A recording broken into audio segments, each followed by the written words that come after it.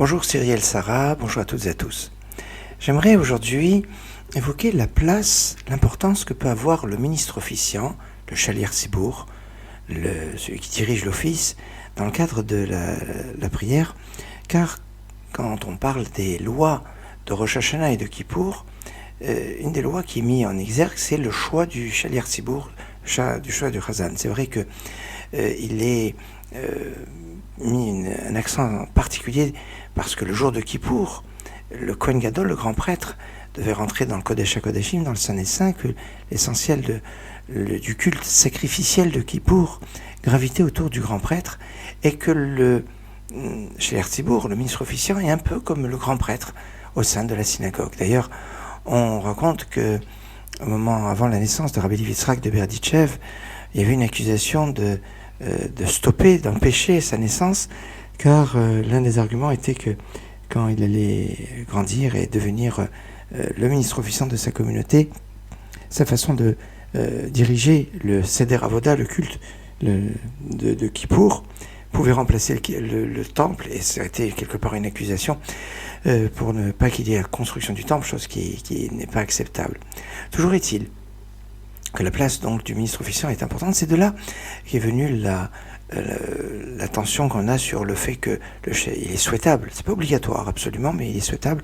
que le Shaliach Tzibour, le ministre officiant, notamment pour les jours de fête, soit marié, car le Kohen Gadol, le grand prêtre, devait lui absolument être marié, parce qu'il est marqué dans le texte de la Torah, Vechiper Ba'ado Vad Beto, il se fera pardonner pour lui et sa maison. Et la Talmud va nous expliquer, Beto, Zoishto, sa maison, c'est sa femme. C'est pour ça qu'il doit absolument être marié, le Kohen Gadol, le grand prêtre. On va dire un peu comme le grand prêtre, eh bien, le ministre officiant doit être aussi marié. Mais ce n'est pas une condition sine qua non,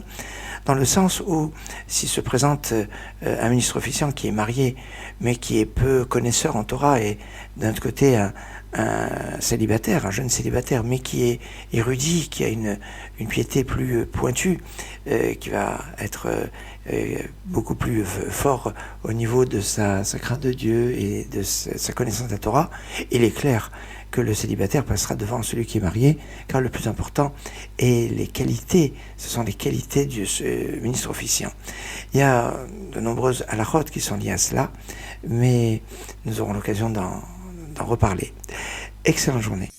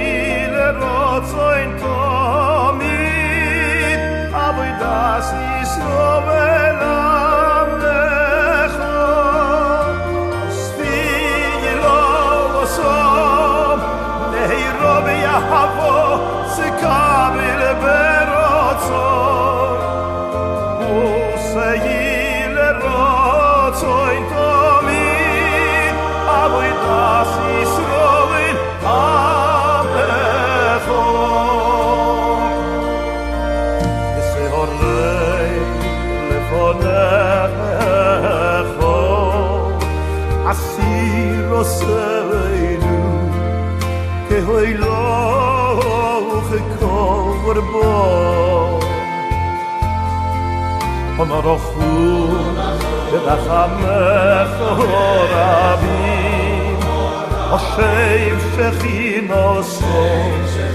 Letzion